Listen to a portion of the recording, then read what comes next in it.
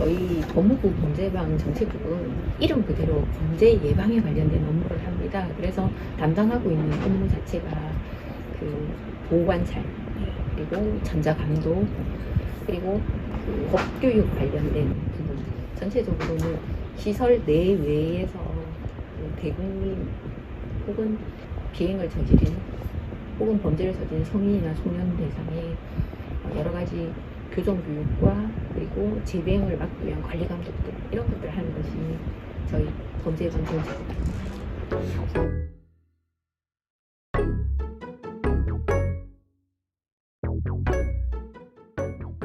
소년보호과는 이름이 소년보호입니다.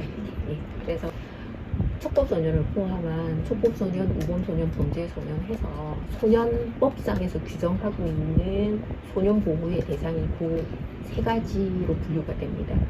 그리고 종국의 처분을 받아서 소년 속시돼서 오는 저희 학생들 같은 경우에 저희가 교과교육, 직업능력개발훈련, 그리고 의료재활교육, 인성교육, 이 네 가지를 가지고 학생들이 조금 비행성을 낮추고 사회에 들어가서 재비를 하지 않도록 하는 그런 여러 가지 교정 교육들을 하고 있는 것이 저희 소년보호기관입니다.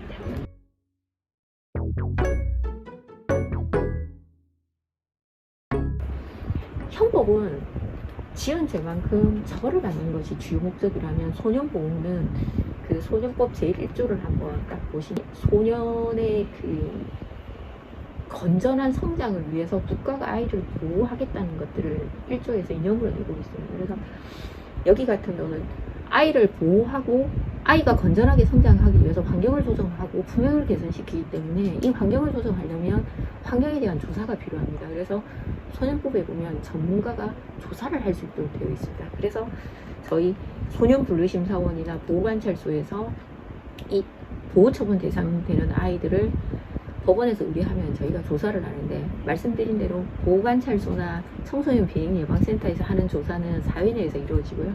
일상적인 생활하다 그 시간에 가서 받으면 되고, 조금 신변 확보가 잘 되기 힘들다거나 아니면 앞전에 이제 심리바도 오래 했는데 잘 오지 않거나 사건이 좀 중요한 경우는 소년분류심사원에 맡겨서 아이들 행동 관찰을 좀 요구하십니다. 그래서 한 달 정도 아이들 데리고 있으면서 저희가 이제 소년분류심사를 조사를 하게 됩니다. 정확하게 어떤 사건이 일어나고 이 사람이 무슨 범죄를 저질렀는지가 파악이 돼야지 거기에 맞춰서 양형 기준에 따라서 양형을 하거든요. 근데 소년보호 사건은 양형 기준도 없고 아이의 건전한 성장을 위해서 어떤 보호 처분을 하는 것이 아이에게 가장 좋을지를 먼저 보기 때문에 전방위적인 조사를 합니다. 개인에 대한 조사, 가정환경, 사회환경, 학교환경, 교우관계, 소년분류심사원 오게 되면 한 달 동안 지내면서 이 아이가 어떤 행동 패턴을 보이는지 보호자 면담, 이 모든 것들을 넣어서 조사서를 써서 법원에 보내게 되면 그걸 참조해서 보호처분을 내리시거든요.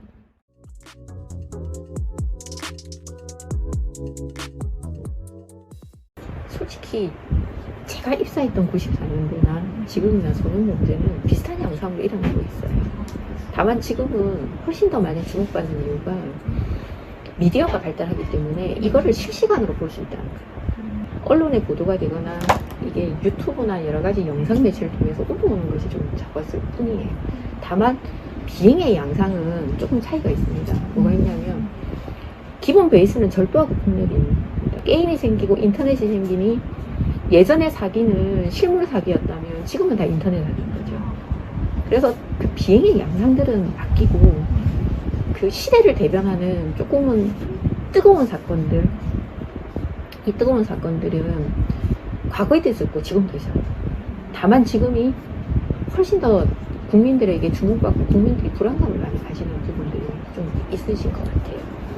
그래서 실무적으로는 그 아주 흉악한 범죄가 더 많이 생겼다, 혹은 과거에 비해서 아이들의 범죄가 훨씬 더 질이 안 좋아졌다, 그렇지는 않은 것 같습니다.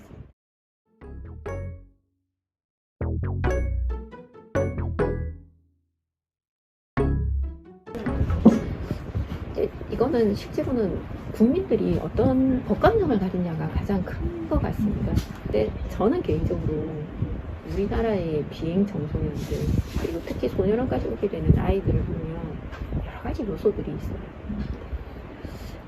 그러면은 소년원에 오는 아이들은 일반 국민을 보호하기 위해서 이 아이들을 갖다가 10대인 청소년들을 격리하는 것이냐, 어떤 것 같습니까? 예, 그건 아닙니다. 그래서 소년보호라는 용어를 씁니다. 이 아이들은 아까 그 소년법 1조의 환경조성이란 말이 나온 것처럼 이 아이들을 둘러싼 여러 가지 환경이 이 아이가 건전하게 성장하지 못하게 막았던 부분들이 너무 많은 거예요.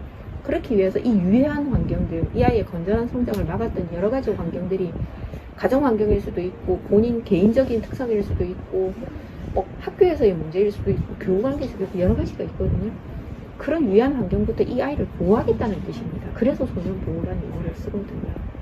그래서 실제로는 그런 관점으로 국민들이 이 소년보호 처분 혹은 범죄예방정책국에서 하는 일들을 봐주시면 참 좋을 것 같은데 이게 좀 말이 어렵지 않습니까? 그러니까 잘 이해를 못 하시기 때문에 이 아이는 어쨌든 여러 가지 원인을 위해서 비행을 저질렀고 이 비행에서 스스로 빠져나오기는 힘든 상황입니다. 그러면은 이거를 누군가는 잘 성장할 수 있도록 도와야 되거든요. 그럼 누가 도울 것이냐? 저희 비행 청소년들, 특히 소년원이나 보호관찰 대상이나 아니면 소년에 와 있는 학생들을 바라보는, 청소년을 바라보는 국민들의 시각이 지금보다는 조금 더 교육적인 시각, 조금 더 양극단적인 시각을 가지지 않고 조금 더 이 아이들은 조금 특별하게 보호하고 교육을 해야 된다는 시점으로 봐주실 수만 있으면은 우리나라 소년보호 쪽은 훨씬 나아질 것 같습니다. 이렇게 돼야지 아이들의 교육 기반이라든지 혹은 시설 여건 기반들이 지금보다는 조금 더 좋아질 수 있을 것 같아요.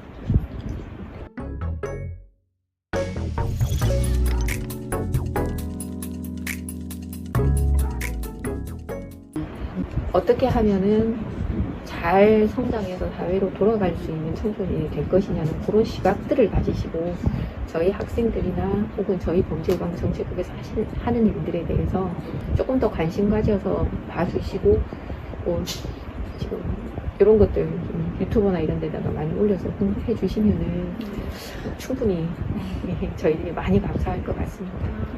저희 아이들 좀 따뜻한 시선으로 봐주시면 네, 감사하겠습니다. 네, 감사합니다.